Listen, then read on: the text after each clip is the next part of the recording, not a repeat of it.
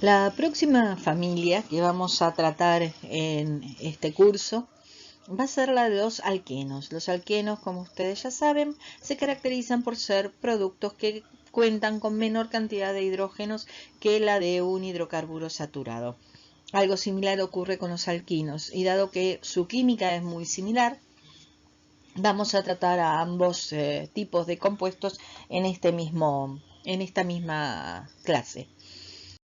Dentro de lo que podemos llamar la vida diaria, tenemos contacto con muchos alquenos. De hecho, no solo como alquenos de por sí, sino también en aquellos que se utilizan como materia prima para la obtención de otros productos, como por ejemplo el isobutileno, que es un alqueno que se utiliza como materia prima para la producción industrial de gomas de origen sintético.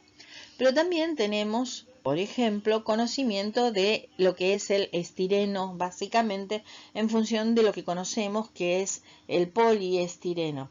El poliestireno es el polímero correspondiente a este monómero, y uno de sus usos más habituales es el de confección de materiales térmicos. Por lo tanto, uno de los aspectos más conocidos del estireno, tal como lo conocemos, es en su forma de polímero expandido, que no es otra cosa que el conocido como telgopor. Una de las características de estos compuestos es que suelen tener relativamente puntos de ebullición relativamente bajos, y por lo tanto, o por lo menos, si no son bajos los puntos de ebullición, tienen altas presiones de vapor. Por lo tanto, suelen ser compuestos que tienen aromas característicos, en algunos totalmente desagradables, pero otros, como por ejemplo el alfapineno, que es uno de los constituyentes de la trementina. La trementina es un líquido que se obtiene por destilación de la resina de pino, que es utilizado, por ejemplo, en todas aquellas cuestiones que tienen que ver con aromatizantes o desinfectantes, jabones y una serie de productos tanto cosméticos como de limpieza general con olor a pino. Otro de los típicos alquenos que podemos encontrarnos todos los días, por ejemplo, sería el farneseno. El farneseno ya no podemos asociar un aroma, un olor determinado, pero sí lo podemos identificar como una cierta cobertura de aspecto ceroso que suele aparecer sobre ciertas frutas, como las manzanas o los granos de uva. En cuanto a la estructura, los alquenos, como ya sabemos, se caracterizan por tener un doble enlace, es decir, tenemos carbonos unidos por una unión sigma, carbono-carbono, y que tienen en el mismo plano conectados los correspondientes hidrógenos, mientras que en su plano superior e inferior se encuentran los orbitales p, que producen un solapamiento lateral que lleva a la generación del enlace pi. Las energías, si calculamos las energías de enlace, o mejor dicho, si tomamos las energías de enlace calculadas, vamos a ver que la energía necesaria para romper un enlace doble es mayor que la energía necesaria para romper un enlace sencillo, carbono-carbono. Obviamente de aquí se deduce que el enlace doble carbono-carbono es más fuerte que el enlace simple. Es decir, dos carbonos que están unidos por un enlace sencillo no están tan fuertemente unidos como lo están aquellos que están unidos por un enlace doble. Y es lógico, porque aquí lo que tenemos es que en lugar de estar unidos por una única interacción de orbitales, están unidas por la interacción de dos tipos de orbitales diferentes. Sin embargo, como podemos observar, existe una diferencia entre el doble de lo que sería el enlace carbono-carbono y el enlace doble. Es decir, la ruptura de un enlace doble carbono-carbono involucra menos energía que lo que involucra la ruptura de dos enlaces sencillos carbono-carbono.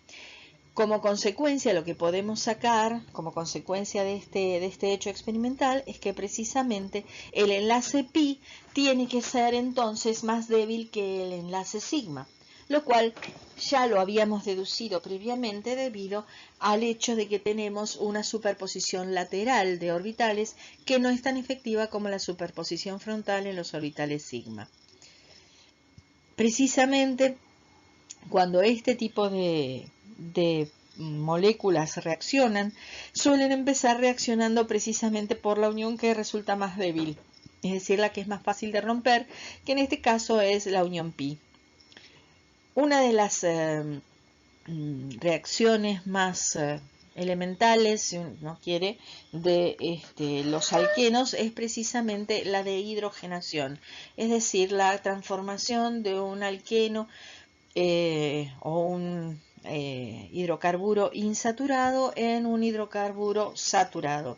Como se puede observar, lo que ocurre es que se tiene que romper un enlace pi y un enlace sigma, el enlace pi correspondiente al doble enlace carbono-carbono y el enlace sigma correspondiente a la molécula de hidrógeno, para que precisamente se formen dos uniones carbono-hidrógeno-sigma, que son más estables. Por lo tanto, este es un proceso, que es un proceso exotérmico, que va a estar beneficiado por va a estar beneficiado desde el punto de vista termodinámico. Digamos como que en general, si bien vamos a ver otro tipo de reacciones, las principales reacciones que vamos a ver de los dobles enlaces tienen que ver con la adición de diferentes sustancias a dicha unión. Como bien acabamos de decir, la reacción de hidrogenación es una reacción de tipo exotérmico. Por lo tanto, liberará una cierta cantidad de energía cuando ésta se produce. Uno de los estudios que se llevó a cabo tuvo que ver con la hidrogenación de 3 alquenos diferentes, como lo son el 1-buteno, el 2-buteno de configuración de tipo Z y el 2-buteno de configuración cis. Cualquiera de estos alquenos, al ser hidrogenados, van a llevar al mismo butano. Cuando se midieron las energías involucradas, se encontró que a medida que seguimos en esta dirección, es decir, si vamos de un alqueno monosustituido a un disustituido cis y después a un disustituido trans o vemos que la cantidad de energía que se libera es cada vez menor.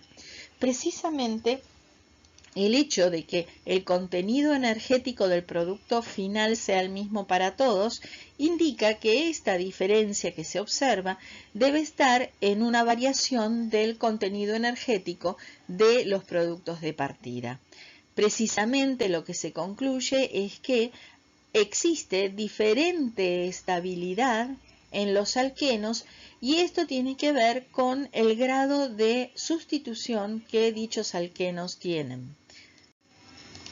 Si hacemos un repaso de cómo son las energías de los diferentes alquenos, según tengamos 1, 2 o 3 y hasta 4 sustituyentes, como podemos observar, las energías involucradas indican que a medida que tenemos una mayor sustitución, vemos un aumento progresivo en la estabilidad, es decir, cada vez se liberan menores cantidades de energía.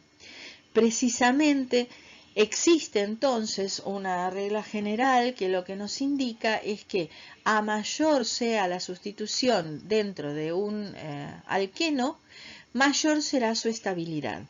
El tema es que tenemos que darnos cuenta de por qué ocurre esto y a veces no es fácil de ver.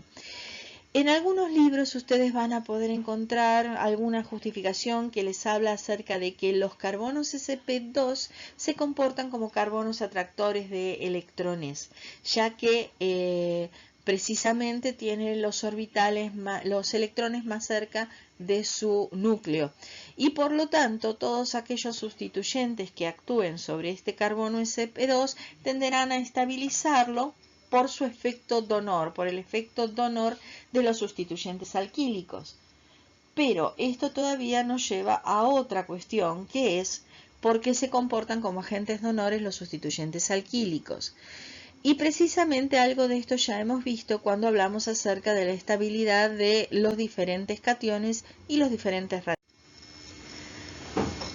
Tal como vimos en el caso de la estabilización de cationes y de radicales, existió un efecto, sobre todo en el de los cationes, que denominamos efecto hiperconjugativo, donde se producía una interacción entre el enlace sigma del sustituyente del radical, del catión, con el orbital vacío P. En este caso no tenemos orbitales vacíos porque el orbital de enlace, el orbital pi, ya está lleno con 2 electrones. No obstante eso, cuando existen sustituyentes sobre el carbono sp2, tal como se puede ver en este dibujo, ya sean uniones de tipo sigma carbono-hidrógeno o sigma carbono-carbono, estas pueden aplanarse, es decir, pueden ponerse de forma coplanar y paralela con los orbitales pi, pero ahora con los pi asterisco, y realizar una deslocalización de esos electrones en el orbital antiligante. Es habitual que en este punto se pregunte, bueno, pero entonces si al haber electrones en un orbital antiligante no estoy volviendo la molécula un poco menos estable. La respuesta es que en realidad a lo que a la molécula más le interesa es poder deslocalizar sus electrones entre la mayor cantidad de núcleos posibles. En este caso en particular, el hecho de poder deslocalizar los electrones de los enlaces sigma, aunque sea en un orbital pi antiligante, ayuda a la estabilización de la molécula, aunque obviamente en mucha menor medida de lo que pasaba con la estabilización de los carbocationes por efecto hiperconjugativo.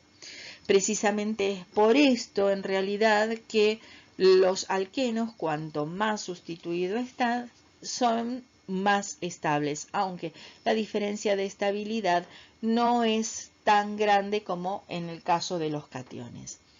Otra regla general que debemos tener en cuenta es que precisamente por regla general, todos aquellos alquenos que tengan la disposición Z van a ser ligeramente menos estables que los que tienen una disposición E.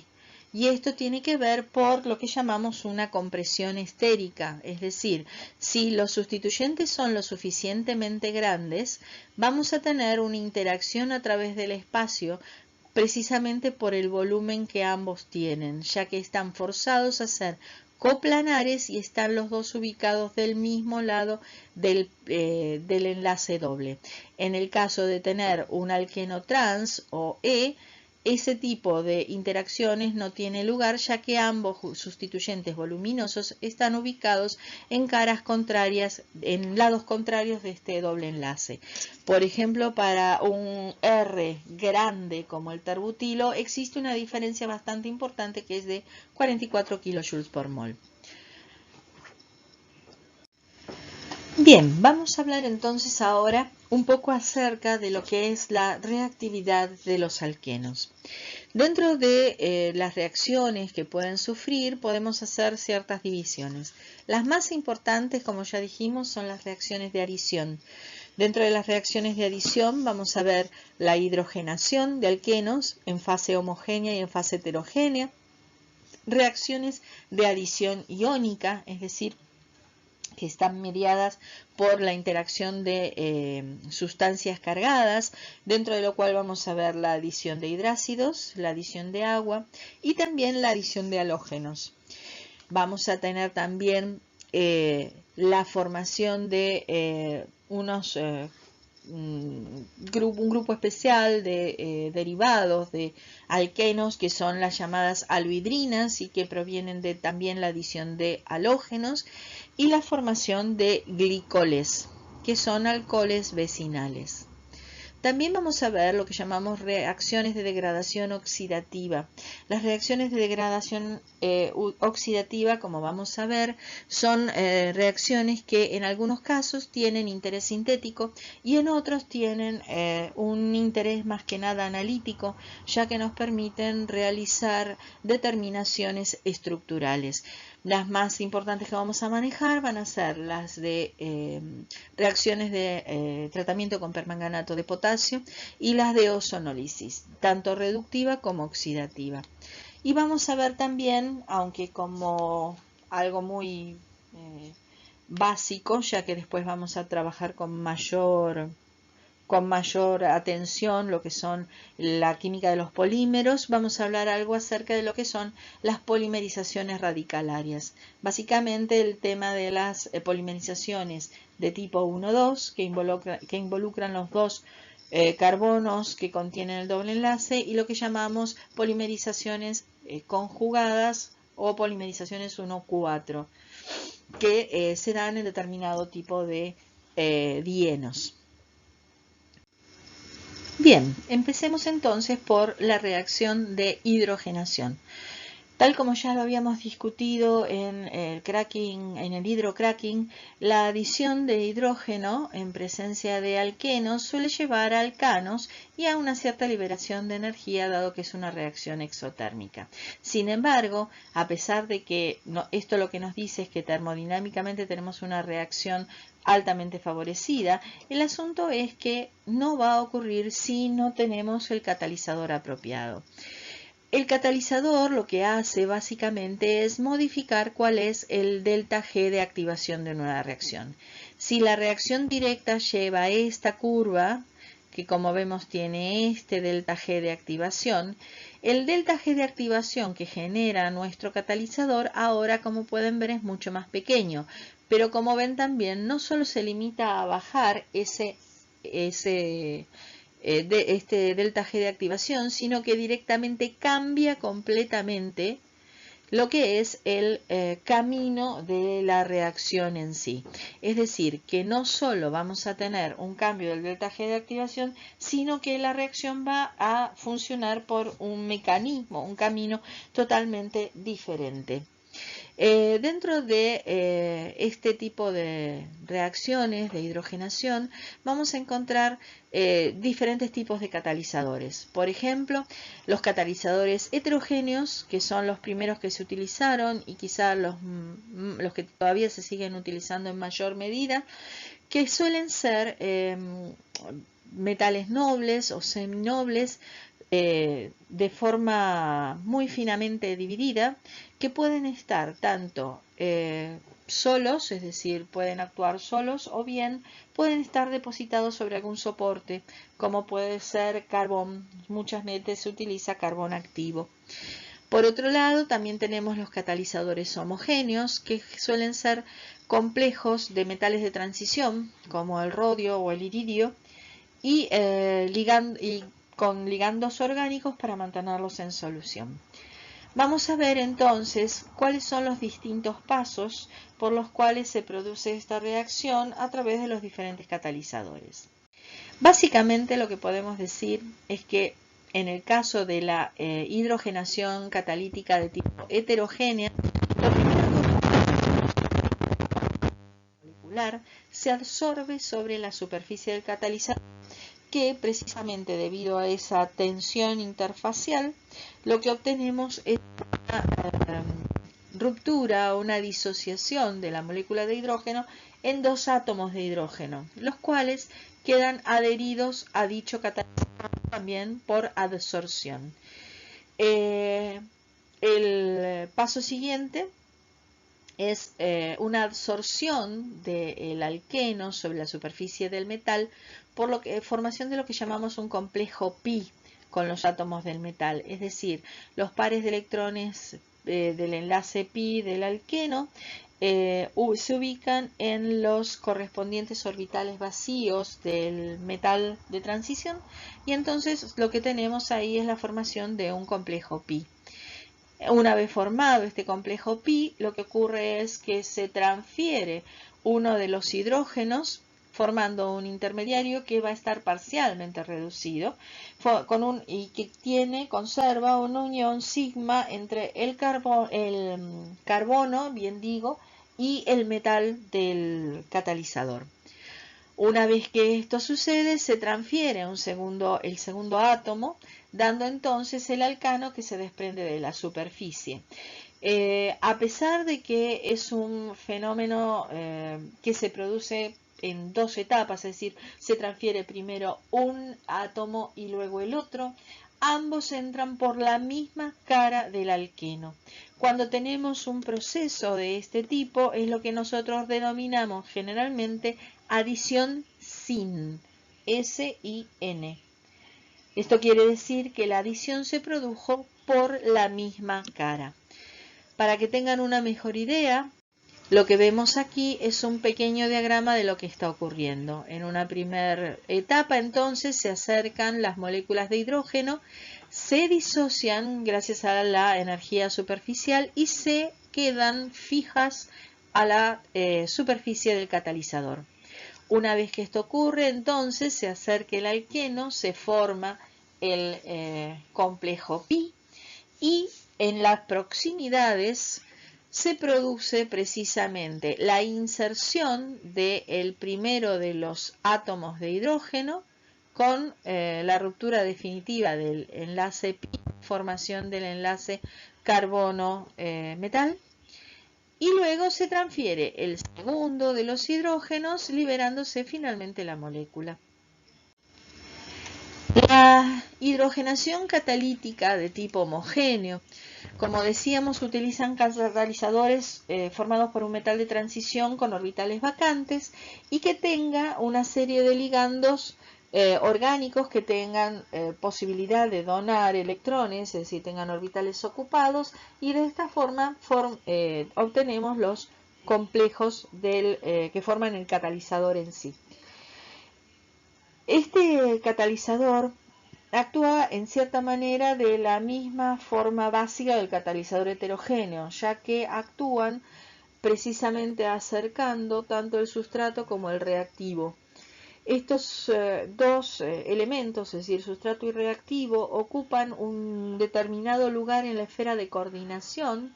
En algunos casos se reemplaza alguno de los ligandos y esa proximidad es la que genera que precisamente tengamos la adición del hidrógeno al doble enlace. El único problema que presentan los catalizadores de tipo homogéneo es que en general son muy difíciles de separar del medio de reacción. Por lo tanto, en general, cuando uno quiere hacer una hidrogenación, prefiere catalizadores del tipo heterogéneo, porque simplemente alcanza con filtrar el medio de reacción y obtenemos los productos con un alto grado de pureza. Con lo cual ustedes podrán preguntar, ¿y entonces para qué se crearon los catalizadores solubles, es decir, los catalizadores homogéneos? Tiene la ventaja de que este tipo de catalizadores suelen ser más selectivos. Habíamos dicho que cuanto mayor era el grado de sustitución de un alqueno, este era más estable.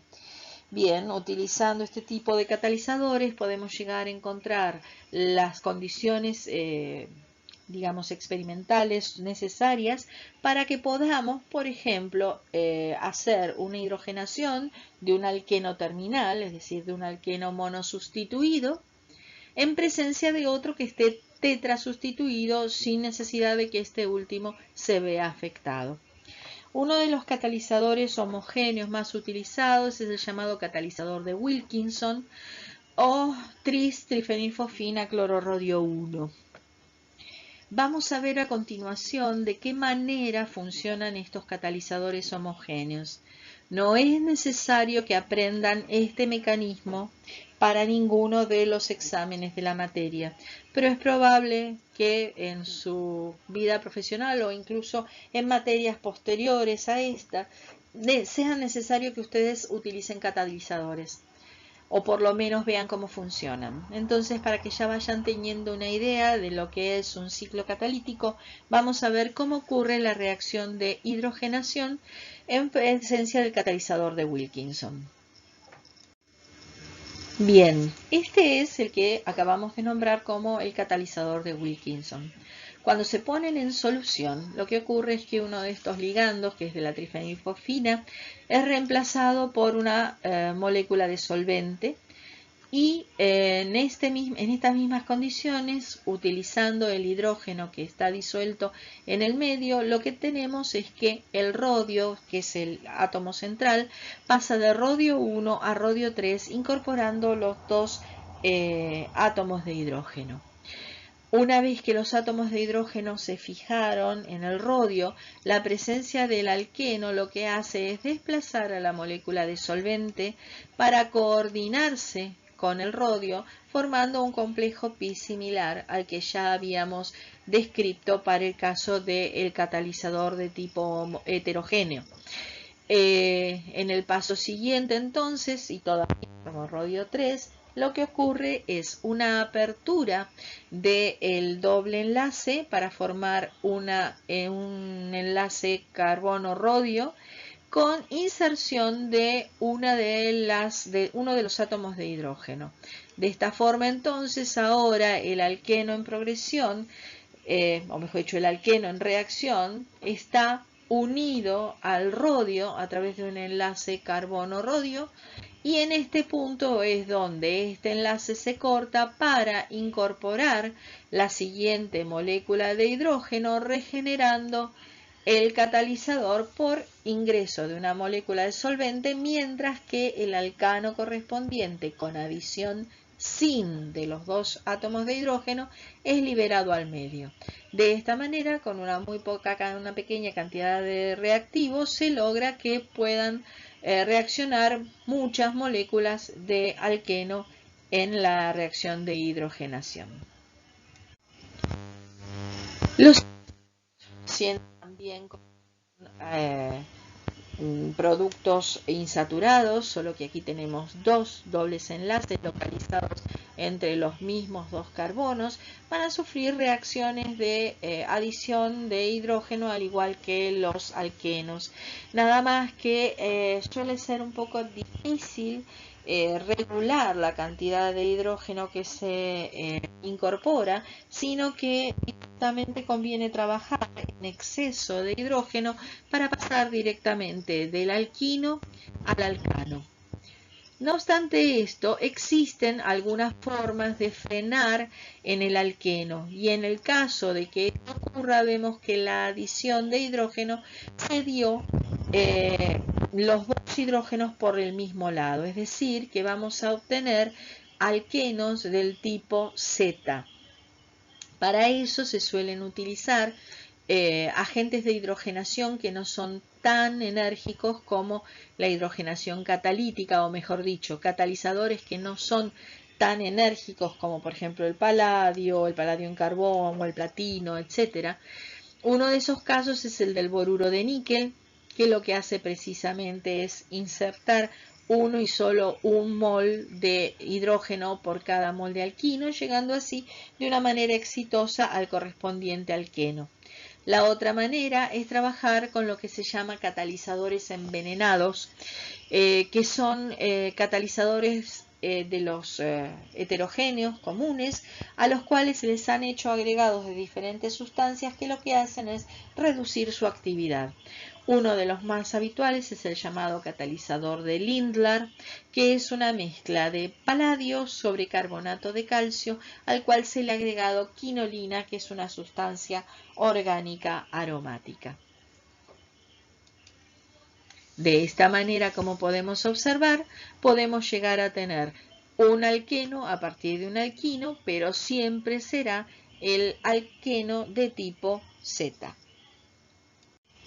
¿Cómo podemos hacer para obtener entonces el alqueno de tipo es decir, el alqueno trans? Obviamente lo que tenemos que conseguir es una adición anti de los dos átomos de hidrógeno. Para ello entonces lo que se hace es una reacción que no tiene muy buenos resultados, pero que en casos extremos se puede llegar a emplear. Lo que usa es un metal cero, como litio o sodio, disuelto en amoníaco líquido o en aminas a temperaturas muy bajas. Estamos hablando de alrededor de menos 78 grados. Esta reacción es una reacción que transcurre mediante un mecanismo radicalario y los resultados que tienen, decíamos, no son buenos porque en realidad tienen rendimientos relativamente bajos. ¿Cómo es que ocurre esta reacción? Precisamente para que nos dé la adición de tipo anti. Cuando estamos hablando de una adición anti, quiere decir que uno de los hidrógenos entró por un lado del alquino y otro entró por el otro.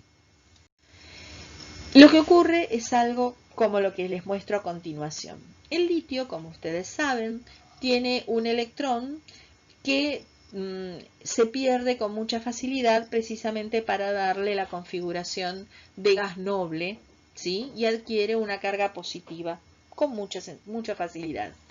Y dado que tenemos electrones de sobra en el triple enlace, una de las cosas que pasa cuando el litio se desprende de su electrón y lo toma el alquino, obviamente parte de esos electrones se vuelcan hacia el carbono vecino.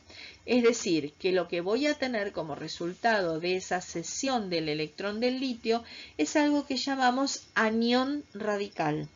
Anión porque tiene carga negativa, tiene un electrón de más, pero además radical porque precisamente ese electrón de más no está apareado con nadie. Como se pueden imaginar, tanto el par de electrones como el electrón solitario tienen las mismas cargas y entonces se verán repelidos en el espacio, es decir, van a tener que ubicarse en el espacio lo más alejados posible. Y es por eso que se ubican en posición anti, o si ustedes quieren en posición trans, aunque no sea lo más ortodoxo. Precisamente por eso, el paso siguiente lo que hace es este par de electrones que nos quedó allí sobre el carbono, es obligar a una amina a actuar como si fuera un ácido, cediéndole un átomo de hidrógeno.